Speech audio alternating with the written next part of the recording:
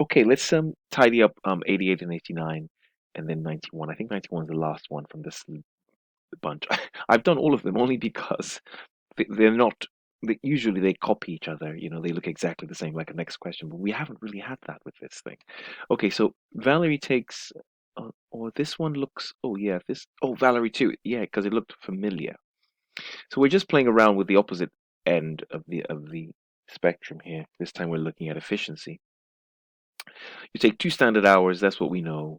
You make 11,000 units, so that means that you should be spending 22,000 hours. That's what you should be doing. And you actually go for 23,400 hours. That's what you end up using. The standard rate here takes 2 standard hours at a variable overhead rate of £5. So it's £5 if you like. So in terms of efficiency here, you have done 1,400 hours than you should have, more than you should have, right? You should have done that. And so we multiply that by 5 because that's really what we're focusing on here. This is about efficiency. We do this at the standard price. So we have 5 times 1,400. It is adverse, right? So 1,400 times 5 is 7,000. So that's 7,000 adverse, and that's a C. 7,000 adverse, and that's C. Okay, let's do the next one here. I mean, this is a video, of course, so you can just pause and you can go back and see what I'm doing. So I can quite okay for me to remove things I don't need. Again, so I'll just do the same thing here. So let's just get rid of this and see what we have here. Exactly the same principles. Company incurs total variable overhead variance of 6,300 hours and 10,000 labor hours are worked. So just put in all the things you need. Actual output is 11,000 units. Standard labor hours are 0.9 hours. So if it's 0.9 labor hours per unit for 11,000 units, I should be doing 0.9 times 11,000 is 9,900. I'll just change my pen color. So the standard should be 9,900 hours. That's the standard. So you did 10,000. So we have some efficiency issues. This is 11,000 units, by the way. It's just sort of keeping that to the side.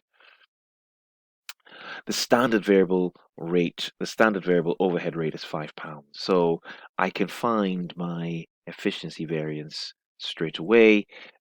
This is 100 units, 100 hours, forgive me, 100 hours. My efficiency variance here is 100 hours at £5, which is equal to £500 adverse, right? That's the first thing. The question says here that, I can find the standard, I'll just do everything as a teaching tool.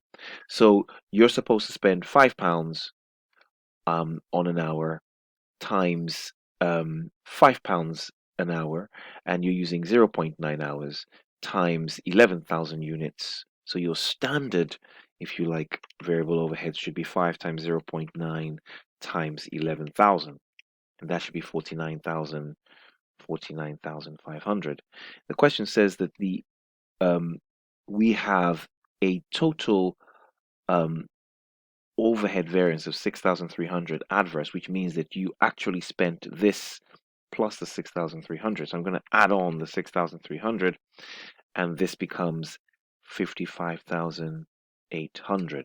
So you actually spent 55,800. Now, that's what you spend. So technically, I could divide that by, right, because you do 10,000 hours. I could just divide that by 10,000. So technically, that's I know here is 5.58. I know that's actually what happened now. So the expenditure variance really is the difference between the two, which is really 58p, isn't it? 58p times 10,000. 58p times 10,000, which is 5,800. So you have an expenditure variance of 5,800. Yeah, and then the efficiency variance. So this is adverse as well. Yes, the expenditure variance, you were supposed to spend 5, and you spent, yes, of course, it is adverse because it tells us here.